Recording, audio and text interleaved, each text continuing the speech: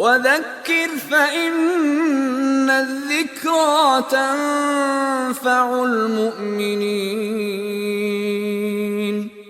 Religion is supposed to unite human beings.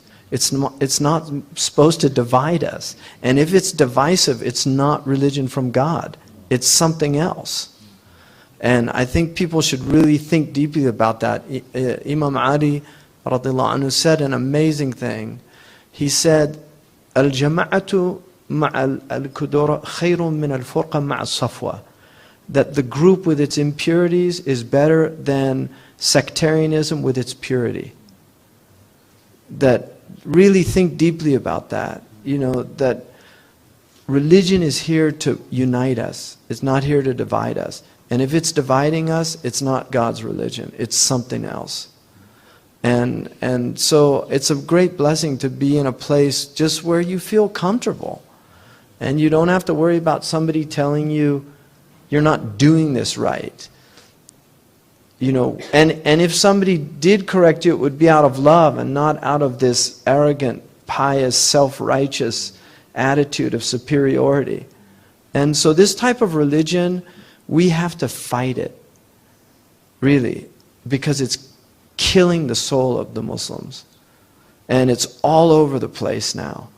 You know, these memes, to use Dawkins, I don't really like to use Dawkins' terms, but you know, he came up with the idea of memes that are like viruses, intellectual viruses.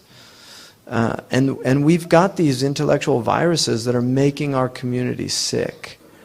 And we really need to, you know, wash our hands, you know, in order not to get, right? You wash your hands. We have to clean our, you know, really purify ourselves, just to make sure we're not infected by these attitudes and this arrogance and these things that are so antithetical to the Muslim spirit. So that's my hope, really, that you know, just the experience that you've had here, that you take that back to your communities. مَا أَنزَلْنَا عَلَيْكَ الْقُرْآنَ لِتَشْقَى. We didn't reveal this Qur'an for you to be miserable. I mean, Allah subhanahu wa ta'ala said that to His Prophet. We did not reveal this Qur'an for you to be miserable. The mukhalafa, the understanding, the reverse understanding is أَنزَلْنَاهُ لِتَسْعَدْ. We revealed this book to make you happy. So if Islam is not making you happy, something's wrong with your Islam. And if you're making other people unhappy, you know, woe unto you for driving people out of Islam. You know, and there are people that are driving people away from Islam. And we're in the end game, people.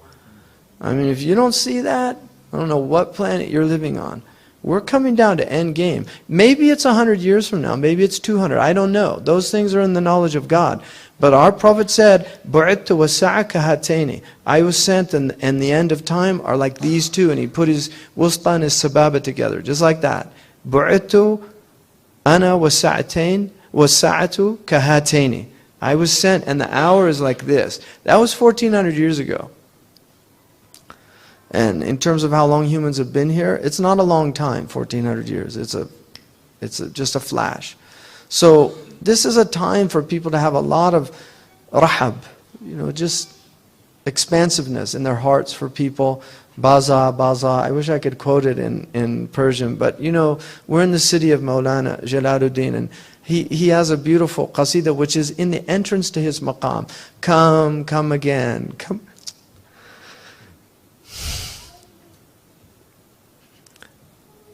You know, whatever you've done,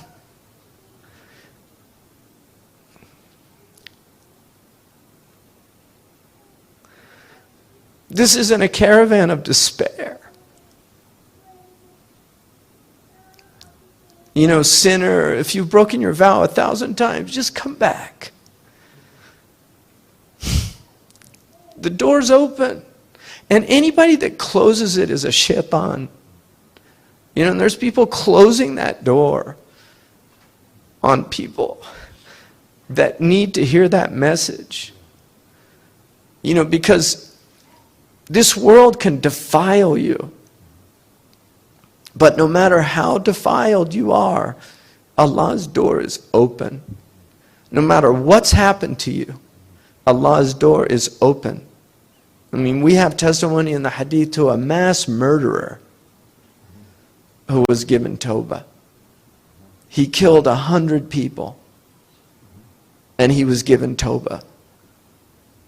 This door is open, and people, we need to open it up and let people come in with all their faults and all their flaws and all their dysfunctionalities and all their problems. Just open the door and let people come in.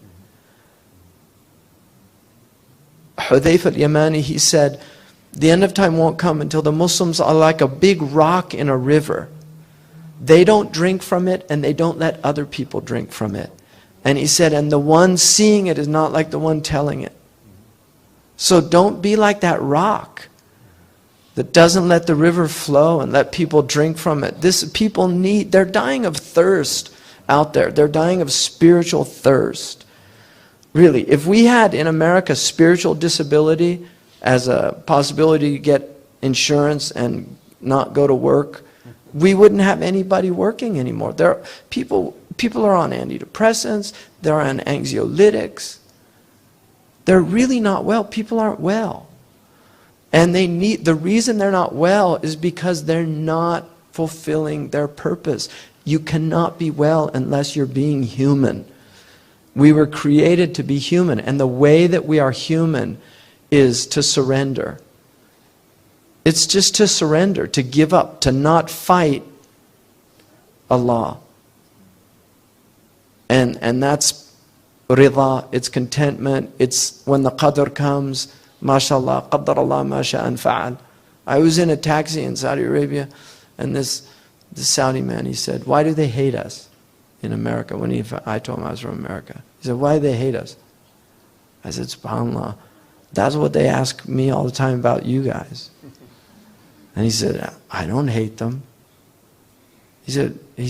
I said, well, partly it's because they think that 14 of the 19 hijackers were from your country when 9/11 happened. And he said, do they know about the qadr? And I said, some people, not many. He said, you need to teach them about the qadr because it stops that hatred from coming when things happen. I mean, that's a simple taxi driver, Bedouin taxi driver in Saudi Arabia.